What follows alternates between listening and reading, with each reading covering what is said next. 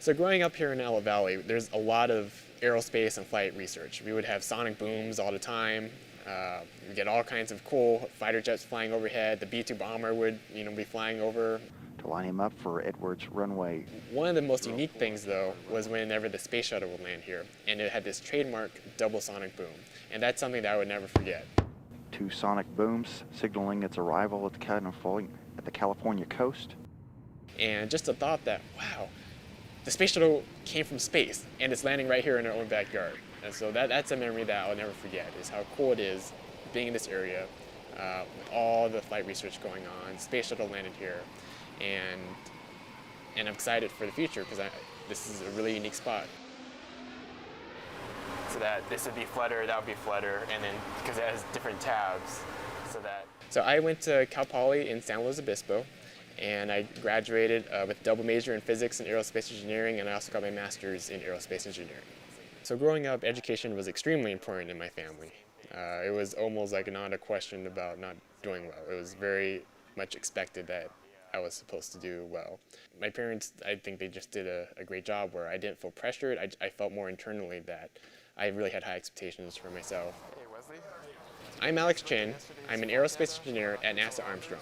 I work in the Aerostructures group at NASA Armstrong Flight Research Center, and I do research in structural dynamics, which means that we study the phenomena of the forces acting on a structure during motion. One of the biggest pushes that NASA Aeronautics is working on right now is in green aviation. So in green aviation, we're trying to look at, okay, how can we make flight more efficient? One of the best ways is, well, why don't we just make the aircraft lighter? But by making it lighter, we're looking at the wings becoming, more longer, more flexible. And yes, we get better efficiencies, but then we get all these structural dynamic consequences. So what we're working on right here is the X-56A. Ready for takeoff? Structures? Structures is ready. System? And we're trying to actually actively suppress flutter in flight. Ready for your calls. Airborne. Airborne. We'll take off like bid 18 and chase. So that means is that, okay, we're going to keep the flexible wings. We're going to still have them in the flight envelope. But what if we can use our existing control flaps to actually suppress flutter?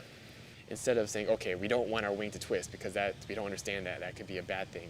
What if we intentionally twist the wing to try and get better flight dynamics? Well, originally we thought, okay, we're designing that out. We have to reconsider it. And instead of trying to avoid these problems, we want to exploit it. So turning a bad guy into a good guy is what we're trying to do. Okay, on condition. 116 select. Selected. Clear start. Starting mark. Yeah, pitch down, up, 1 overshoot, and back. So one of the cool things about working at NASA Armstrong Flight Research Center that keeps me coming back every day is seeing how the projects you worked on, you see it start from concept all the way to flight. A lot of times you only look at one certain part of a test program. You become the expert in doing this type of analysis, but then you never actually see the aircraft or flight article that you're working on. So it's a great experience working out here that you do an analysis, you work with the vehicle, you staff the control room, you're right there with the crew briefs, you work with the pilots, you see a program from beginning to end, and it really helps bring a strong appreciation for what goes on into the life cycle of a program. And I think it's a really unique experience working out here at Armstrong.